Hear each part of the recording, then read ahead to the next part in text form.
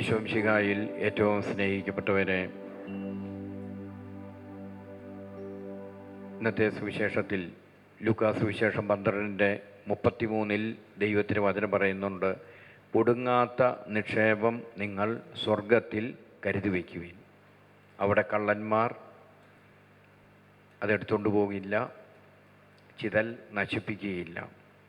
അപ്പം അതുകൊണ്ട് ദൈവത്തിൻ്റെ വചനം ഇന്ന് നമ്മോട് ഈ നോമ്പുകാലത്ത് പറയുക, ഒടുങ്ങാത്ത നിക്ഷേപം നമ്മൾ സ്വർഗത്തിൽ കരുതി വയ്ക്കണം. അപ്പോൾ സ്വർഗത്തിൽ നിക്ഷേപം കരുതി വയ്ക്കാനുള്ള ഒരു കാലഘട്ടമാണ് ഈ നോമ്പ് കാലഘട്ടം. നമ്മൾ അതിനുവേണ്ടി പരിശ്രമിക്കുന്നുണ്ട്. അങ്ങനെയാണെങ്കിലും ഒരു 3 ദിവസം മുമ്പ് ഒരു പ്രായമായ അപ്പച്ചൻ ഫോൺ ചെയ്തു. അദ്ദേഹം തൻ്റെ കെട്ടും കിടക്കയും സകല സാധനങ്ങളും ഒരു കാറിൽ കൊള്ളാവുന്നത് മുഴുവനും അദ്ദേഹത്തിൻ്റെ വൃദ്ധയായ പ്രിയതമയും കൂട്ടി കാറിൽ ചെന്നൈയിൽ നിന്നും പുറപ്പെട്ടു. ഓൺ ദ വേയിൽ എന്നെ ഫോൺ ചെയ്തു. വിളിച്ചിട്ട് പറഞ്ഞു, ഞങ്ങൾ വീട്ടിൽ നിന്നും പുറത്താക്കപ്പെട്ടവരാണ്. ഡ്രൈവറുണ്ട്, ഞാനുണ്ട്, എൻ്റെ പ്രിയതമയുണ്ട്. ഈ മനുഷ്യൻ എന്നോട് പറഞ്ഞ് 79 വയസ്സുണ്ട്. അപ്പോൾ എന്നിട്ട് എന്നോട് പറഞ്ഞു, ഞങ്ങൾക്ക് പോകാൻ സ്ഥലമില്ല, എങ്ങോട്ടൊന്നുമില്ലാതെ ഞങ്ങൾ പുറത്തിറങ്ങി വണ്ടിയിൽ എല്ലാ കെട്ടും കിടക്കയുമായിട്ട് പോരുകയാണ്. എവിടെയെങ്കിലും താമസിക്കാൻ ഒരു സ്ഥലം ഞങ്ങൾ പൈസ കൊടുക്കാം, ഞങ്ങളുടെ 10 ലക്ഷം രൂപയുണ്ട്, അത് കൊടുക്കാം, പെയ്ഡായിട്ട് എവിടെയെങ്കിലും നിൽക്കാൻ ഒരു സ്ഥലം ഞങ്ങൾക്ക് തരണം. അപ്പം ഞാൻ ചോദിച്ചു, എവിടെ നിന്നാണ് നമ്പർ കിട്ടിയത്? അപ്പോൾ അദ്ദേഹം പറഞ്ഞു, ഏതോ ഒരു സുഹൃത്ത് പറഞ്ഞു, എൻ്റെ നമ്പർ എവിടെ നിന്നാണ് കിട്ടി, സുഹൃത്ത് കൊടുത്തതാണെന്ന് പറഞ്ഞു. അങ്ങനെ വിളിച്ചു. ഈ അച്ഛനെ വിളിച്ചാൽ എവിടെയെങ്കിലും ഒരു സ്ഥലം ഉണ്ടാക്കി തരുമെന്ന് പറഞ്ഞു. അപ്പം ഞാൻ പറഞ്ഞു, ഇവിടെ വേണമെങ്കിൽ വന്ന് നിൽക്കാം. അപ്പോൾ പറഞ്ഞു, അത് വേണ്ട, ഞങ്ങൾ 2 പേരുണ്ട്, ഒരു കാറേ കൊള്ളുന്ന സകല സാധനവും ഞങ്ങളുടെ വീട്ടിൽപ്പെട്ട കിട്ടുന്നതെല്ലാം എടുത്തുകൊണ്ട് ഞങ്ങളിങ്ങ് പോകുന്നു. ഇനി അവിടെ നിൽക്കാൻ പറ്റില്ല, അങ്ങോട്ട് പോകാനും പറ്റില്ല. അതുപോലെയായി ഈ കാര്യങ്ങൾ. അതുകൊണ്ട് എനിക്കും അവൾക്കും എവിടെയെങ്കിലും ആരുടെ ഔദാര്യമൊന്നും വേണ്ട, എവിടെയെങ്കിലും ഉള്ള പൈസ കൊടുത്ത് താമസിക്കണം മരണം വരെ എന്ന് പറഞ്ഞ് അദ്ദേഹം സങ്കടപ്പെട്ട് വിളിച്ചത് ഞാൻ ഓർക്കുകയാണ്. ഇപ്പം എന്തായാലും അദ്ദേഹത്തിൻ്റെ ആഗ്രഹമനുസരിച്ച് താമസിക്കാൻ പറ്റിയ, പൈസ കൊടുത്ത് താമസിക്കാൻ പറ്റുന്ന ഒരു സ്ഥലത്തേക്ക് വഴിതിരിച്ചു വിട്ടു. അങ്ങനെ അദ്ദേഹം അവിടെ എത്തി, സുഖമായിട്ടിപ്പോൾ അവിടെ ആയിരിക്കുകയാണ്. അപ്പോൾ നമ്മൾ ഇന്ന് ഇവിടെ ഇതിനെക്കുറിച്ചെല്ലാം ചിന്തിക്കുമ്പോൾ, ഈ നോമ്പ് കാലത്ത് ഒടുങ്ങാത്ത നിക്ഷേപം സ്വർഗത്തിൽ കരുതി വയ്ക്കണം എന്നും, അതുപോലെ തന്നെ ദൈവത്തിൻ്റെ വഴിയിലൂടെ യാത്ര ചെയ്യണം എന്നും ഈ നോമ്പ് കാലത്ത് നമ്മെ അനുസ്മരിപ്പിക്കുമ്പോൾ, മനുഷ്യത്വം നഷ്ടപ്പെട്ടു പോയ അനേകം സാഹചര്യങ്ങൾ ഇന്ന് നമ്മുടെ കുടുംബങ്ങളിൽ കടന്നു വരികയാണ്. മനുഷ്യത്വം നഷ്ടപ്പെട്ടു.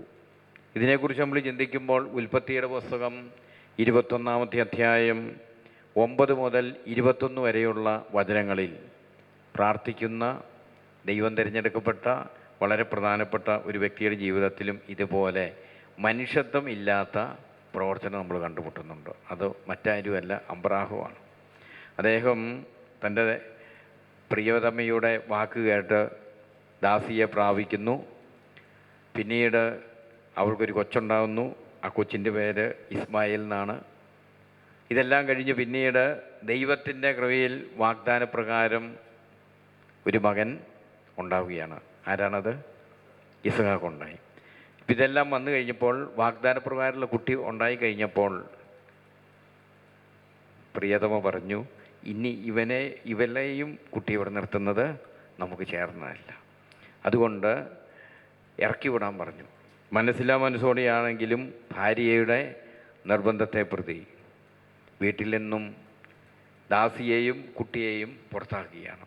അങ്ങനെ പുറത്താക്കി ഹാഗാർ ഇസ്മായിലിനെ കൂട്ടി ബെർഷബ മരുഭൂമിയിലൂടെ അലഞ്ഞു തിരിഞ്ഞു നടന്നു. കയ്യിൽ തൂവൽ, സഞ്ചിയിലുണ്ടായിരുന്ന വെള്ളവും കുറച്ച് അപ്പവും എല്ലാം തീർന്ന കാര്യങ്ങളൊക്കെ നമുക്കറിയാം. അപ്പോൾ ഇന്ന് ഒരുപക്ഷെ ചിലപ്പോൾ പ്രിയതമയുടെ വാക്ക് കേട്ടിട്ടായിരിക്കും അപ്പനും അമ്മയും വെളിയിലായിരിക്കുന്നത്. അപ്പോൾ മനുഷ്യത്വം നഷ്ടപ്പെട്ടു പോകുന്ന ഒരു കാലഘട്ടത്തിലൂടെയാണ് നമ്മൾ ഈ നോമ്പിലൂടെയെല്ലാം നമ്മൾ കടന്നു വരുമ്പോൾ നമുക്ക് പ്രാർത്ഥിക്കാൻ ഒരു മടിയില്ല.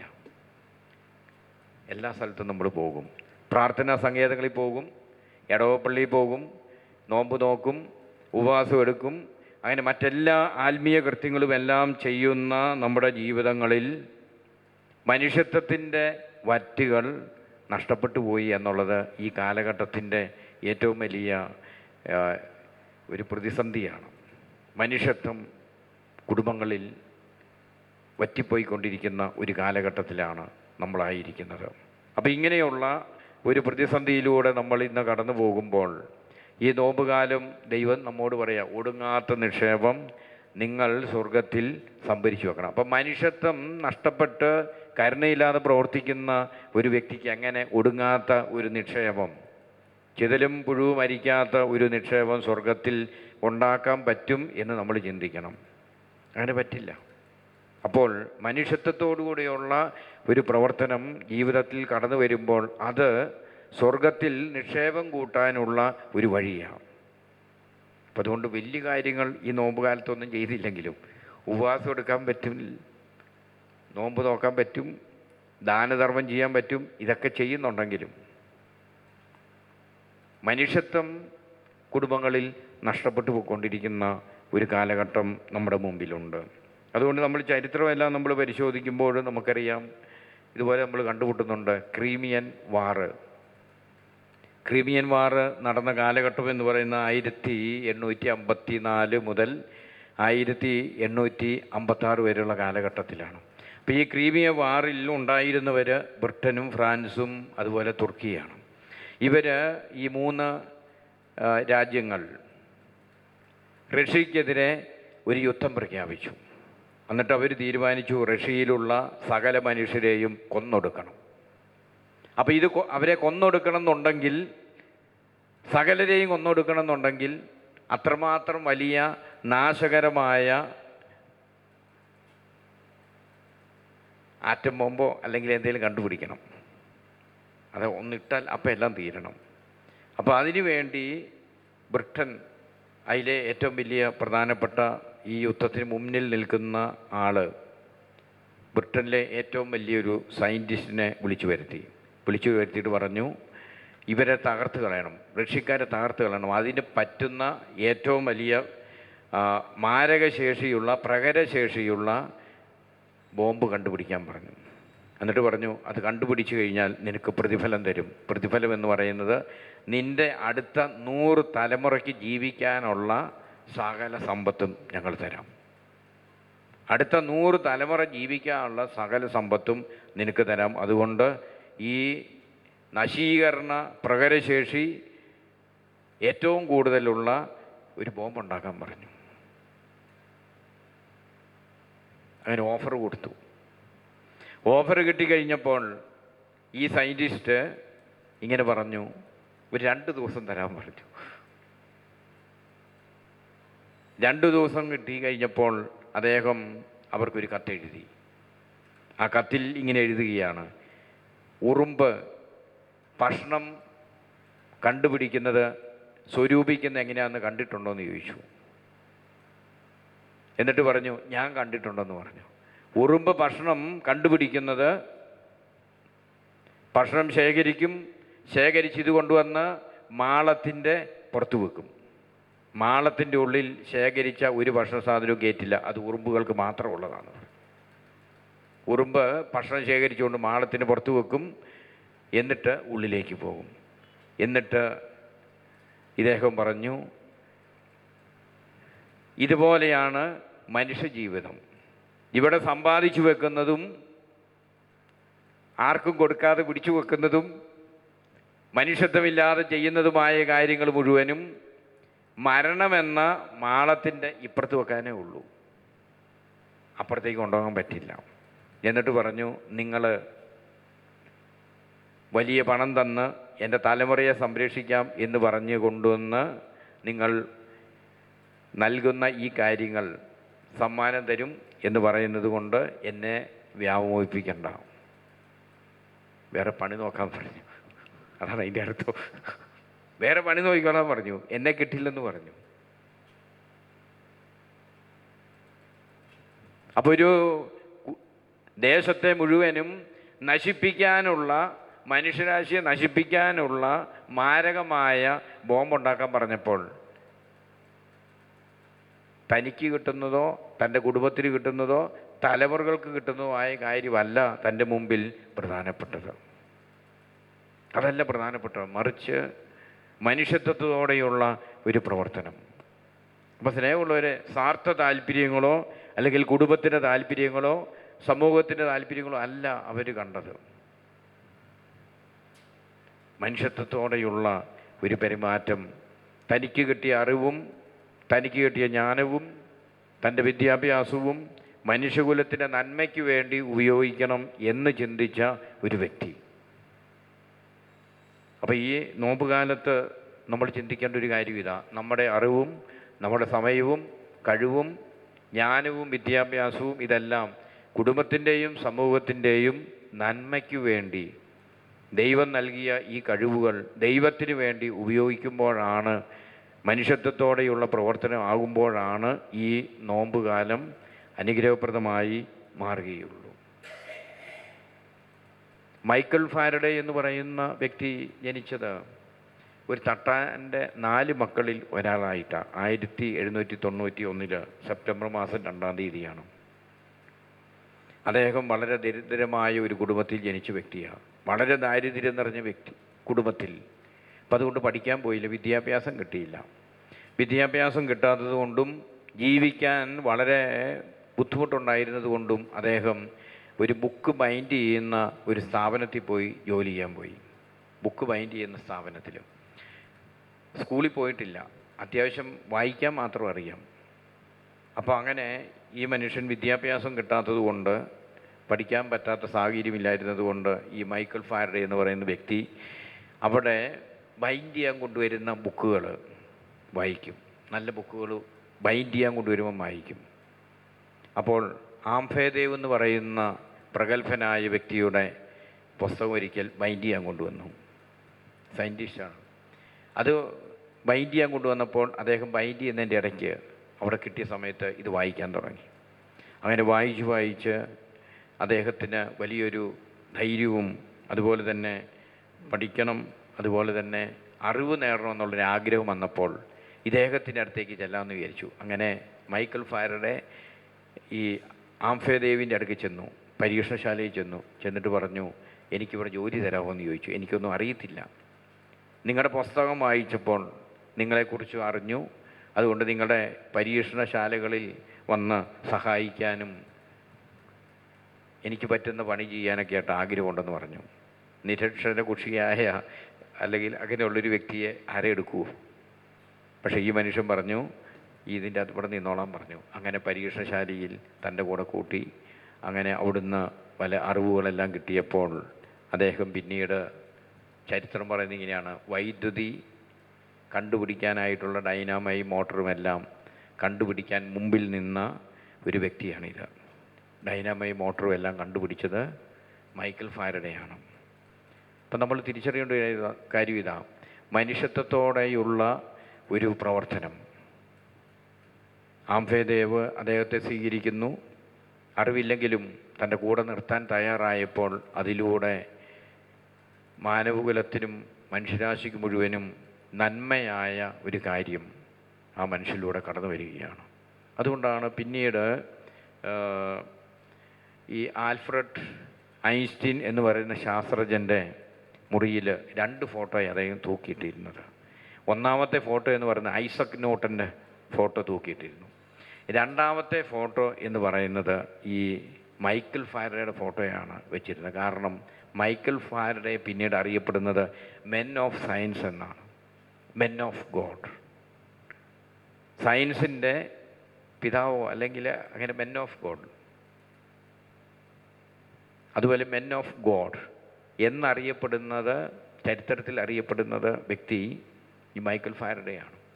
അപ്പോൾ മനുഷ്യത്വത്തോടെയുള്ള ഒരു പ്രവർത്തനം ജീവിതത്തിൽ പ്രകാശിപ്പിക്കാനായിട്ട് തയ്യാറായതോടുകൂടി ഈ മനുഷ്യൻ്റെ ജീവിതത്തിൽ മാനവകുലത്തിന് നന്മയായ കാര്യങ്ങൾ നൽകി എന്നുള്ളത് നമ്മൾ കണ്ടുമുട്ടുകയാണ്. അപ്പോൾ നമ്മൾ തിരിച്ചറിയേണ്ട ഒരു കാര്യം ഇതാണ്, ഈ നോമ്പുകാലത്തിലൂടെയെല്ലാം നമ്മൾ കടന്നു വരുമ്പോൾ വലിയ കാര്യങ്ങളൊന്നും ചെയ്തില്ലെങ്കിലും കരുണയുള്ള മനുഷ്യത്വമുള്ള പ്രവർത്തനങ്ങൾ കുടുംബത്തോടും കുടുംബാംഗങ്ങളോടും പ്രിയപ്പെട്ടവരോടും അതുപോലെ തന്നെ നാം ആയിരിക്കുന്ന സാഹചര്യങ്ങളിൽ ചെയ്യാനെല്ലാം തയ്യാറായാൽ അത് ഏറ്റവും വലിയ കാരുണ്യപ്രവൃത്തിയായി, ദൈവത്തിന് പ്രിയപ്പെട്ട ഒരു പ്രവൃത്തിയായി അത് മാറും. അതോടൊപ്പം തന്നെ അതിലൂടെ ദൈവം ഇവരിലൂടെ ലോകത്തിന് നന്മയായ കാര്യങ്ങൾ ചെയ്യാൻ പറ്റും, ചെയ്യിച്ചിരിക്കും. അപ്പം അതുകൊണ്ട് നമുക്ക് ഈ നോമ്പുകാലത്ത് ഒന്നാമത്തെ ഒരു പ്രധാനപ്പെട്ട കാര്യം മനുഷ്യത്വത്തോടെയുള്ള പ്രവർത്തനങ്ങൾ, അത് കുടുംബത്തിൽ കുടുംബാംഗങ്ങളിൽ പ്രത്യേകിച്ചും മാതാപിതാക്കന്മാരോടൊക്കെ മനുഷ്യത്വപൂർണമായ പ്രവർത്തനങ്ങൾ ഈ കാലഘട്ടത്തിലുണ്ട് എങ്കിൽ അത് വളരെ പ്രധാനപ്പെട്ട കാര്യമാണ്. ഇത് ഒരു പ്രാർത്ഥനാ സ്ഥലമാണല്ലോ. ഇവിടെ വന്ന് ആർക്കും നിൽക്കാനൊക്കെ സൗകര്യമുള്ളത് കൊണ്ട് പലരും ഇവിടെ ചോദിക്കാറുണ്ട്, ഇവിടെ വരാറുണ്ട്. ഞാൻ ഒരിക്കൽ ഒരു പ്രായമായ ഒരപ്പൻ എന്നെ വിളിച്ചു, ഞങ്ങളുടെ അമ്മ ഇവിടെ കൊണ്ടു നിർത്തട്ടെ എന്ന് ചോദിച്ചു. അപ്പം ഞാൻ പറഞ്ഞു കൊണ്ടുവന്നോളാൻ പറഞ്ഞു. അങ്ങനെ ഞാനില്ലാത്ത സമയത്ത് ഇവിടെ വന്നു. അത് കുഴപ്പമൊന്നും, ഞാൻ ഇല്ലെങ്കിലും ഇവിടെ വരാൻ കുഴപ്പമില്ല. അപ്പോൾ അങ്ങനെ വന്നു. പിറ്റേ ദിവസം എന്നോട് ഇവിടെ ഉള്ളവർ എന്നോട് പറഞ്ഞ കാര്യം ഇതാണ്, ഈ അമ്മയ്ക്ക് ശരിക്കും നല്ല ബോധമില്ല, നടക്കാനും പറ്റില്ല, ഓർമ്മയും ഇല്ല. അപ്പോൾ അതുകൊണ്ട് എവിടെ ടോയ്ലറ്റിൽ പോകണം എവിടെ പോകണം എന്നുള്ളത് കൃത്യം അറിയത്തില്ല, തുണി അലക്കാനും അറിയത്തില്ല. അപ്പോൾ ഇവിടെയുള്ള ശുശ്രൂഷകർ എന്നോട് പറഞ്ഞു, ഈ അമ്മച്ചി, പ്രായമായ അമ്മച്ചി ബാത്റൂമാണെന്ന് വിചാരിച്ചുകൊണ്ട് ടോയ്ലറ്റിൽ പോയത് റൂമിലാണ്. അപ്പോൾ അതങ്ങനെ ഉള്ള പ്രശ്നങ്ങൾ. അപ്പം ഞാൻ ഈ ചേട്ടനെ വിളിച്ചു. ചേട്ടനെ വിളിച്ചപ്പം ചേട്ടൻ ഫോൺ എടുക്കില്ല. ഫോൺ എടുക്കാതെ വന്നു. പിന്നീട് എനിക്ക് കാര്യം മനസ്സിലായി, ഈ അമ്മയെ ഇവിടെ കൊണ്ടുവന്ന് ഒഴിവാക്കിയിട്ട് പോയതാണെന്ന് മനസ്സിലായി. ഇവിടെ കൊണ്ടുവന്ന് ഒഴിവാക്കിയതാണ്. അപ്പം ഞാൻ നമ്പറൊക്കെ എടുത്ത് പിന്നീട് വിളിച്ചപ്പോൾ ഈ ചേട്ടൻ പറഞ്ഞു, ഞാനിവിടെ ഇല്ല, ഞാൻ കോട്ടയത്താണെന്ന് പറഞ്ഞു. ചേട്ടൻ വീട്ടിൽ ഇരിപ്പുണ്ട്. വിചാരിച്ചിട്ടോട് ചോദിച്ചപ്പോൾ വീട്ടിൽ ഇരിപ്പുണ്ടെന്ന് പറഞ്ഞു. പക്ഷേ ചേട്ടൻ കോട്ടയത്താണെന്ന് പറഞ്ഞു. അപ്പോൾ അങ്ങനെ വന്നപ്പോൾ അവസാനം അന്വേഷിച്ച് വന്നപ്പോൾ പറഞ്ഞു, അമ്മ അവിടെ നിന്നോട്ടെ, ഞങ്ങൾക്ക് വേണ്ടെന്ന് പറയണം. അപ്പോൾ ഇത് ഓൾഡ് ഏജ് ഹോം അല്ലാത്തത് കൊണ്ട് നമുക്ക് നിർത്താനും പറ്റില്ല, നമുക്കൊന്നും ചെയ്യാനും പറ്റാത്ത സാഹചര്യമായി. ഇപ്പം എന്തായാലും അത് പിന്നീട് നമ്മളത് പ്രശ്നം പരിഹരിച്ചു എന്നുള്ളത് ഒരു കാര്യം. അപ്പോൾ നമ്മളൊരു കാര്യം മനസ്സിലാക്കണം, ഇന്ന് ഇതേപോലെ ചിന്തിക്കുന്നവർ ധാരാളം. എവിടെയെങ്കിലും താപ്പ് കിട്ടിയാൽ അവിടെ കൊണ്ടുപോയാക്കിയിട്ട് പോകും, ഉപേക്ഷിച്ചിട്ട് പോകുന്ന ശൈലികൾ ഈ കാലഘട്ടങ്ങളിൽ കൂടി എന്നുള്ളത് സത്യമാണ്. അപ്പോൾ ഇവിടെ ഇരിക്കുന്ന ആർക്കും അങ്ങനത്തെ അനുഭവമൊന്നും ഇല്ലെങ്കിലും പേടിക്കണ്ട, ചിലപ്പോൾ നാളെ വരാം. അപ്പോൾ ഈ നോമ്പ് കാലത്ത് നമ്മുടെ മുമ്പിലുള്ള ഏറ്റവും വലിയൊരു പ്രശ്നം ഇതാണ്, മനുഷ്യത്വം നഷ്ടപ്പെട്ടുകൊണ്ടിരിക്കുന്ന ഒരു കാലഘട്ടം. അപ്പോൾ ഈ കാലഘട്ടത്തിൽ ആത്മീയമായ നമ്മുടെ പ്രവർത്തനങ്ങളും ആത്മീയ ശുശ്രൂഷകളും എത്രമാത്രം നമ്മെ മനുഷ്യത്വമുള്ളവരാക്കി മാറ്റുന്നു, കരുണാർദ്രരായിട്ട് മാറ്റുന്നു, ഇതെല്ലാം നമ്മൾ പരിശീലിക്കണം, അല്ലെങ്കിൽ ചിന്തിക്കണം എന്ന് ഈ നോമ്പുകാലം നമ്മെ ഓർമ്മപ്പെടുത്തുകയാണ്. അതുകൊണ്ട് വലിയ കാര്യമൊന്നുമല്ല, ഇത് പ്രധാനപ്പെട്ട കാര്യമാണ്. വലിയ കാര്യമായിട്ട് നമുക്ക് തോന്നുന്നില്ലെങ്കിലും ഇത് വലിയ കാര്യമാണ്.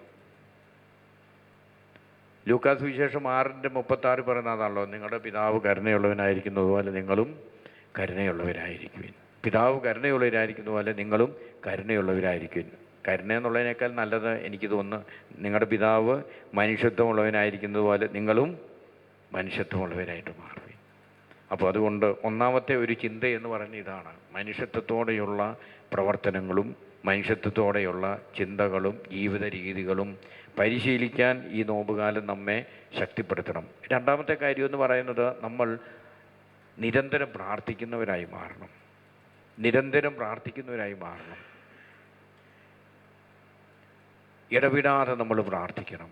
തെസ്സലോനിക്കർക്ക് 1-ാം ലേഖനത്തിൽ 5:17 വചനത്തിലൊക്കെ പറയുന്ന കാര്യം അതാണല്ലോ, നിങ്ങൾ ഇടവിടാതെ പ്രാർത്ഥിക്കണം, എപ്പോഴും സന്തോഷത്തോടെ ഇരിക്കണം, ഇടവിടാതെ പ്രാർത്ഥിക്കണം, എല്ലാ കാര്യം ദൈവത്തിന് നന്ദി പറയണം. അപ്പോൾ 17 വചനം പറയുന്ന അതാ, ഇടവിടാതെ നിങ്ങൾ പ്രാർത്ഥിക്കണം. ഇടവിടാതെ പ്രാർത്ഥിക്കാനുള്ള വലിയൊരു സാഹചര്യം ഈ നോമ്പ് കാലത്ത് നമ്മൾ വളർത്തിയെടുക്കണം എന്ന് നമ്മെ ഓർമ്മപ്പെടുത്തുകയാണ്. അപ്പം അങ്ങനെ ഇടപെടാതെ നമ്മൾ പ്രാർത്ഥിക്കുന്നവരായിട്ട് മാറുമ്പോൾ ദൈവിക ഗുണങ്ങൾ കിട്ടി, മാനുഷിക ഗുണങ്ങൾ കിട്ടി. അപ്പോൾ ദൈവികമായ ഗുണങ്ങൾ കൊണ്ട് നമ്മൾ നിറയണമെങ്കിൽ ഇടവിടാതെ നമ്മൾ പ്രാർത്ഥിക്കുന്നവരായി മാറണം. അപ്പോൾ ഇടവിടാതെ പ്രാർത്ഥിക്കുന്ന ഒരു വ്യക്തിയായി ഈ നോമ്പ് കാലഘട്ടത്തിൽ നമ്മൾ മാറുമ്പോൾ ജീവിതത്തിൻ്റെ പ്രതിസന്ധികളെ അതിജീവിക്കാൻ നമുക്ക് ദൈവശക്തി തരും. അതുകൊണ്ടാണ് യാക്കോബിൻ്റെ ലേഖനത്തിൽ 5-ാമത്തെ അധ്യായം 17-ാമത്തെ വചനത്തിൽ പറയുന്നുണ്ട്, ഏലിയ നമ്മെപ്പോലൊരു മനുഷ്യനായിരുന്നു. ഏലിയ നമ്മെപ്പോലൊരു മനുഷ്യനായിരുന്നു. എന്നിട്ട് വചനം പറയുന്നുണ്ട്, മഴ പെയ്യാതിരിക്കാൻ ഏലിയ പ്രാർത്ഥിച്ചു, 3 വർഷം മഴയുണ്ടായില്ല. വീണ്ടും ഏലിയ പ്രാർത്ഥിച്ചു, അപ്പോൾ മഴ പെയ്തു എന്ന് ദൈവത്തിന് വചനം പറയാം. അപ്പം ഏലിയ നമ്മെപ്പോലെ ഒരു മനുഷ്യൻ എന്ന് പറയുമ്പോൾ നമ്മെപ്പോലെയുള്ള പ്രതിസന്ധികൾ മുഴുവനും ഞെരുക്കങ്ങളും അതുപോലെ തന്നെ നമ്മെപ്പോലെയുള്ള നമ്മുടെ ജീവിതത്തിലുള്ള സന്തോഷങ്ങളും ഇതെല്ലാം ഏലിയായുടെ ജീവിതത്തിൽ ഉണ്ടായി എന്ന് നമ്മൾ തിരിച്ചറിയണം. ഏലിയായുടെ ജീവിതത്തിൽ ജെസബേൽ രാജ്ഞി വധിക്കാനായിട്ട് തീരുമാനിക്കുന്ന സാഹചര്യം വരുമ്പോൾ പ്രാണനും കൊണ്ട് ഓടി ഒരു മലയിൽ കയറി, ഒരു ഗുഹയിൽ കയറി ഒളിച്ചവനാണ് ഏലിയ. ദൈവാനുഭവമുണ്ട്, ദൈവം നയിക്കുന്ന വ്യക്തി, ദൈവത്തിൻ്റെ വാഗ്ദാനങ്ങളും അതുപോലെ തന്നെ ദൈവം നേരിട്ട് പറയുന്നതും ഇതെല്ലാം കേട്ടോണ്ടിരുന്ന ഏലിയായുടെ ജീവിതത്തിലാണ് ദൈവത്തിൻ്റെ വചനം പറയുന്നത് ഏലിയ പ്രാണനും കൊണ്ട് ഓടി. ദൈവം കൂടെ ഇല്ലായിരുന്നോ? ദൈവത്തിൻ്റെ സ്വരം കേൾക്കുന്നില്ലേ? ദൈവം കൂടെയുണ്ട്, ദൈവത്തിൻ്റെ സ്വരം കേൾക്കുന്നുണ്ട്. ഇതെല്ലാം ആയിരുന്ന ഈ ഏലിയ രാജ്ഞി പീഡിപ്പിക്കാനും കൊല്ലാനായിട്ട് തീരുമാനിക്കുമ്പോൾ ഓടി രക്ഷപ്പെടുകയാണ്. പ്രാണനും കൊണ്ട് ഓടി മലയിൽ കയറി ഒരു ഗുഹയിൽ ഒളിച്ചിരുന്നു. അപ്പം ദൈവം അവിടെയും പ്രത്യക്ഷപ്പെട്ടു. എന്നിട്ട് ചോദിച്ചു, ഏലിയ നീ എന്തെടുക്കുക? അപ്പോൾ പറഞ്ഞു, ദൈവത്തെക്കുറിച്ച്, സൈന്യങ്ങൾ ദൈവമായ കർത്താവിനെക്കുറിച്ചുള്ള തീക്ഷ്ണത കൊണ്ട് എൻ്റെ ഹൃദയം ജ്വലിക്കുകയാണ്. അപ്പോൾ ജീവിതത്തിൽ പ്രതിസന്ധി വരുമ്പോൾ, ഞെരുക്കങ്ങൾ വരുമ്പോൾ, ഒറ്റപ്പെടുത്തൽ വരുമ്പോൾ, അപകടങ്ങൾ വരുമ്പോൾ, അല്ലെങ്കിൽ ഏതെങ്കിലും പ്രത്യേകമായ പ്രതിസന്ധി ജീവിതത്തിൽ കടന്നു വരുമ്പോൾ, രോഗങ്ങളായിരിക്കാം, കടബാധ്യതകളായിരിക്കാം, പ്രശ്നങ്ങളായിരിക്കാം, നീറുന്ന ഓരോ അവസ്ഥയിലൂടെ കടന്നു പോകുമ്പോൾ, ജോലിയില്ലാത്ത സാഹചര്യങ്ങളായിരിക്കാം, ഇതിലൂടെയെല്ലാം കടന്നു വരുമ്പോൾ ദൈവത്തിൻ്റെ വചനം പറയാം, ഏലിയായെ പോലെ ആയിരിക്കാൻ പറയുകയാണ്. ഏലിയ ദൈവത്തോടുള്ള തീക്ഷ്ണത കൊണ്ട് നിറഞ്ഞു.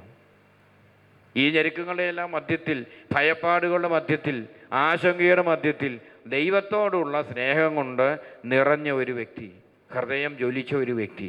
അങ്ങനെ ഒരു ജ്വലനം ജീവിതത്തിൽ ഉണ്ടാകുക എന്നുള്ളതാണ് ഏറ്റവും പ്രധാനപ്പെട്ട കാര്യം. അതുകൊണ്ടാണ് ഇടവിടാതെ പ്രാർത്ഥിക്കാൻ ദൈവവചനം പറയുന്നത്. ഇടവിടാതെ പ്രാർത്ഥിക്കണമെന്ന് പറയുന്നത്. അപ്പോൾ ഹൃദയം ജ്വലിക്കാൻ, പ്രതിസന്ധി അതിജീവിക്കാൻ ഇടവിടാതെയുള്ള പ്രാർത്ഥന ഏലിയായുടെ ജീവിതത്തെ ശക്തിപ്പെടുത്തിയതുപോലെ നമ്മുടെ ജീവിതത്തെ ശക്തിപ്പെടുത്തും.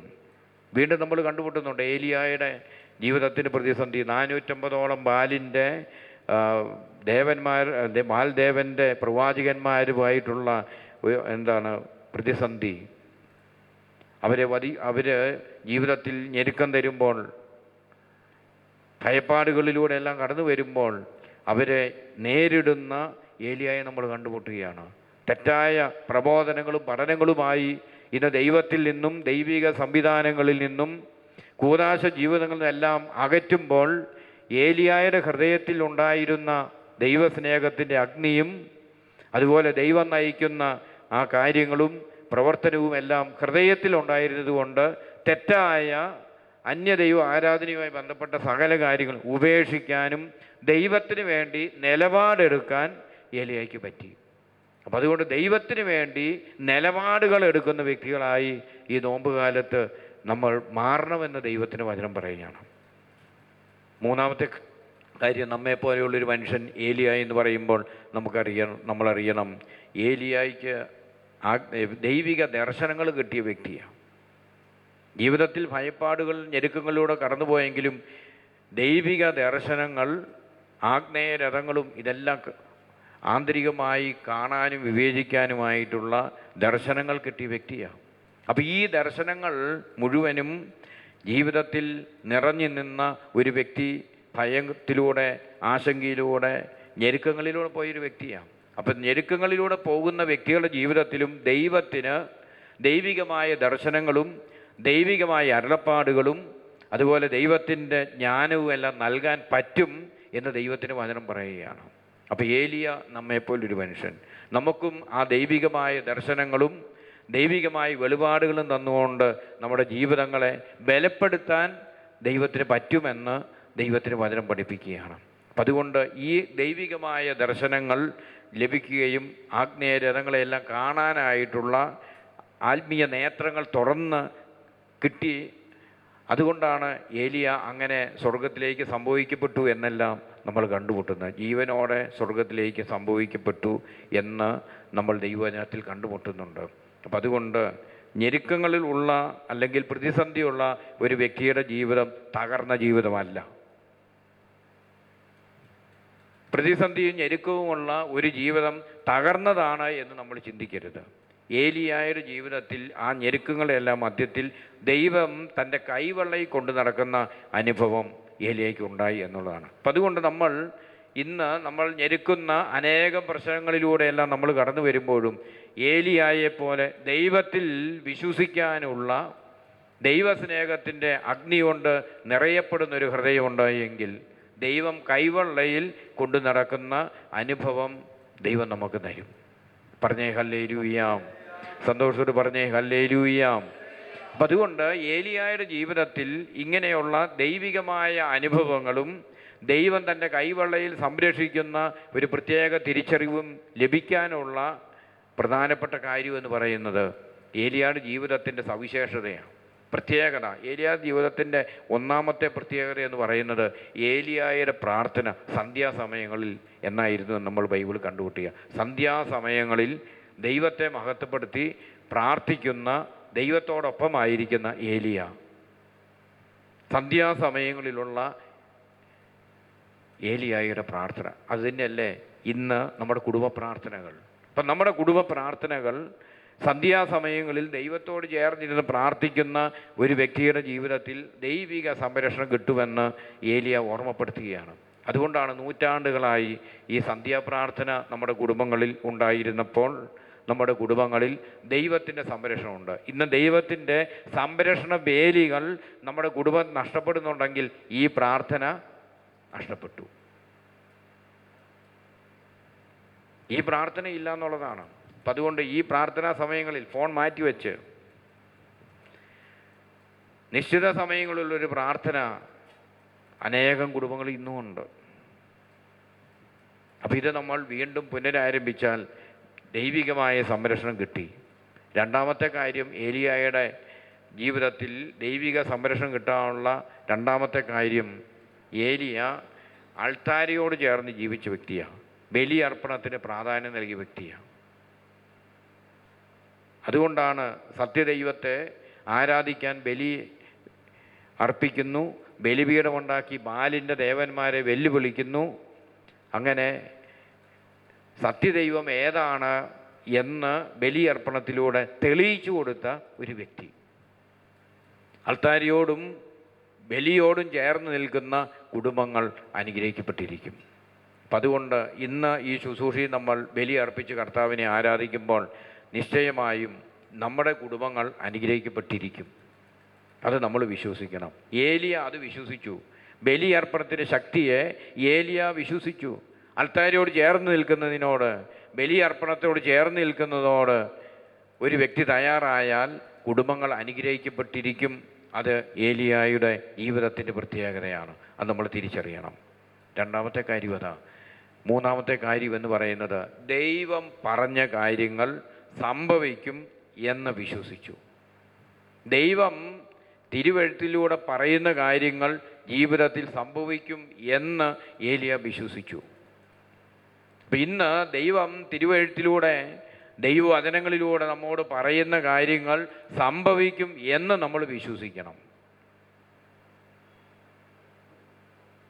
ഇന്ന് നമ്മുടെ ജീവിതത്തിൽ തകർച്ചകൾ വരുന്നത്, തെറ്റുകൾ പറ്റുന്നത് ദൈവത്തിൻ്റെ വചനത്തിൽ വിശ്വസിക്കാൻ പറ്റാത്തത് കൊണ്ടും ദൈവശക്തിയെ സംശയിക്കുന്നത് കൊണ്ടുമാണ്. മർക്കോസ് 12:24 പറയുന്നതാ, വിശുദ്ധ ലിഖിതങ്ങളോ ദൈവത്തിൻ്റെ ശക്തിയോ തിരിച്ചറിയാത്തത് കൊണ്ട് ജീവിതത്തിൽ തെറ്റുകൾ പറ്റുന്നു. ഈ ഒരു ദൈവശക്തി തിരിച്ചറിയാത്തത് കൊണ്ട് ഇന്ന് നമ്മുടെ കുടുംബങ്ങൾ വലിയ പ്രതിസന്ധികളിലൂടെ പോകുന്നുണ്ട്, ഞെരുക്കങ്ങളിലൂടെ കടന്നു പോകുന്നുണ്ട്. ഒരു പ്രതിസന്ധി വന്നു, അപ്പോൾ തീരുമാനിക്കുന്ന എന്താ? ആത്മഹത്യ ചെയ്തേക്കാന്നാണ് തീരുമാനിക്കുന്നത്. ഒരു ഞെരുക്കം വന്നു, ഇനി ജീവിച്ചിട്ട് എന്ത് കാര്യം, ഈ ജീവിതത്തിന് അർത്ഥമില്ല എന്ന് പറഞ്ഞ് ആത്മഹത്യ ചെയ്യുന്ന അനേകം വ്യക്തികൾ ഞാൻ ഓർക്കുന്നുണ്ട്. ഞാൻ ഒരു പള്ളിയിലെ ഏകദിന കൺവെൻഷന് ചെല്ലുമ്പോൾ പള്ളിയുടെ മതിലേൽ നല്ല മനോഹരമായ ഒരു ഫോട്ടോ വെച്ചൊരു ഫ്ലക്സ് കണ്ടു, ഒരു ചെറുപ്പക്കാരൻ്റെ. അപ്പോൾ നോക്കുമ്പം വയസ്സ് എഴുതി വെച്ചിട്ടുണ്ട്, 25 വയസ്സ്. 25 വയസ്സ്, നല്ല സുന്ദരനായ ഒരു ചെറുപ്പക്കാരൻ്റെ ഫോട്ടോ. അതിൻ്റെ അടിയിൽ നോക്കുമ്പോഴാണ് എഴുതി വച്ചിരിക്കുക ആദരാഞ്ജലികൾ.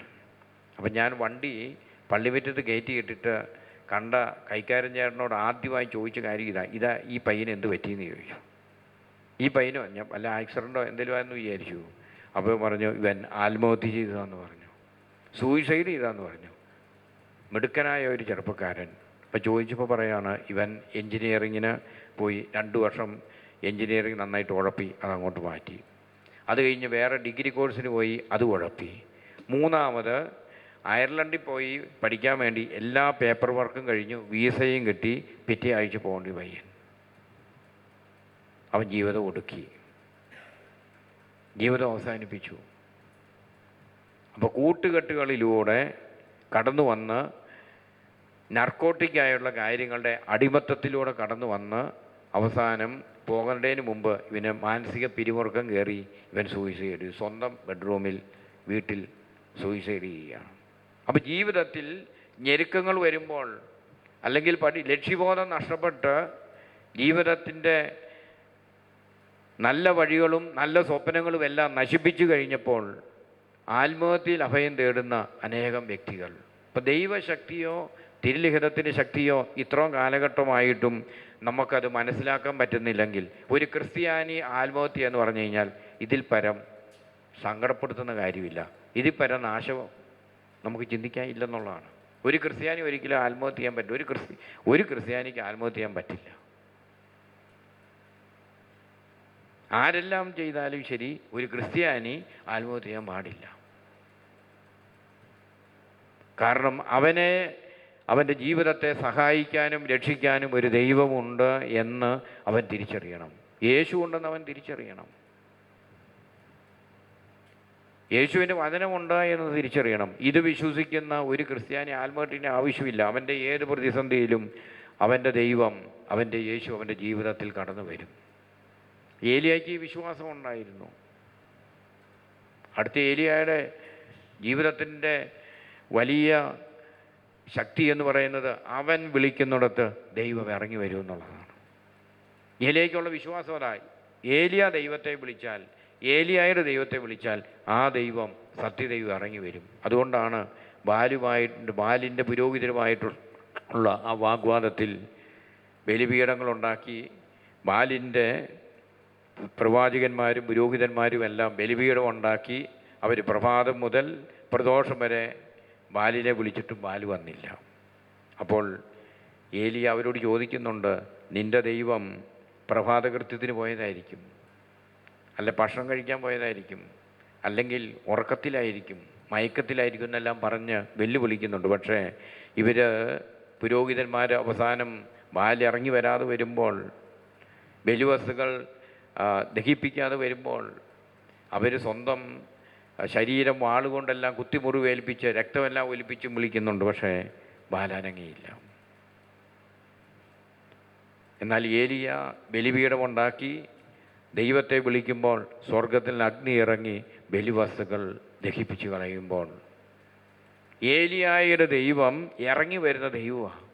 പ്രതിസന്ധിയിൽ ഇറങ്ങി വരുന്ന ദൈവമാണ്, സഹായിക്കുന്ന ദൈവമാണ്, രക്ഷിക്കുന്ന ദൈവമാണ്. ഈ ഒരു തിരിച്ചറിവ് ഏലിയായ്ക്കുണ്ടായിരുന്നു. അതുകൊണ്ട് സ്നേഹമുള്ളവരെ, ഈ കാലഘട്ടങ്ങളിൽ ഈ ഒരു തിരിച്ചറിവ് നമുക്ക് വേണം.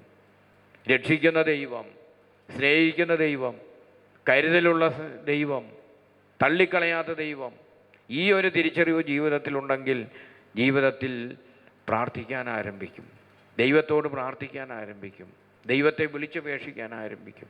ദൈവം ജീവിതത്തിൽ ഇടപെടുമെന്നുള്ളതാണ്. അപ്പം അതുകൊണ്ട് നമുക്ക് ഈ നോമ്പ് കാലത്ത് നമ്മൾ ഇടവിടാതെ നമ്മൾ പ്രാർത്ഥിക്കണം. പ്രാർത്ഥനയിൽ ജാഗ്രതയുള്ളവരായിരിക്കണം. അപ്പം അതുകൊണ്ട് നമുക്ക് ഈ കാലഘട്ടങ്ങളിൽ പ്രത്യേകമായിട്ട് നമ്മുടെ ജീവിതങ്ങളും കുടുംബങ്ങളും അനുഗ്രഹിക്കപ്പെടണം. കുടുംബങ്ങൾ അനുഗ്രഹിക്കപ്പെടണം. അതിനുവേണ്ടി നമുക്ക് ഈ നോമ്പിൻ്റെ ഈ ആഴ്ച പ്രത്യേകമായിട്ട് നമ്മൾ 2 കാര്യങ്ങൾ: ഒന്ന്, മനുഷ്യത്വത്തോടെയുള്ള പ്രവർത്തനങ്ങൾ; 2, ഇടവിടാതെയുള്ള പ്രാർത്ഥന. അപ്പം അതുകൊണ്ട് നമുക്ക് ഇതിനു വേണ്ടി ആഗ്രഹിക്കാം. അങ്ങനെ ഈ നോമ്പ് കാലഘട്ടങ്ങൾ പ്രത്യേകമായിട്ടും സ്വർഗത്തിൽ ഒടുങ്ങാത്ത നിക്ഷേപം സംഭരിക്കാനുള്ള ഒരവസരമായി നമുക്ക് മനുഷ്യത്വം പൂർണ്ണമായ പ്രവർത്തനത്തിലൂടെ, ഇടപെടാതെയുള്ള പ്രാർത്ഥനയിലൂടെ ദൈവശക്തി സംഭരിക്കാനുള്ള വലിയൊരു കൃപയ്ക്ക് വേണ്ടി ആഗ്രഹിച്ച് നമുക്ക് 2 കരങ്ങളും ഉയർത്തി സ്തുതിച്ച് ആരാധിക്കാം. Hallelujah, hallelujah. യേശുവേ നന്ദി, യേശുവേ ആരാധന, പിതാവേ ആരാധന. ഹല്ലേലൂയ, ഹല്ലേലൂയ, ആരാധന. ദൈവമേ നന്ദി, ദൈവമേ ആരാധന. പരിശുദ്ധാത്മാവേ നന്ദി, പരിശുദ്ധാത്മാവേ ആരാധന. യേശുവേ മഹത്വം, യേശുവേ ആരാധന.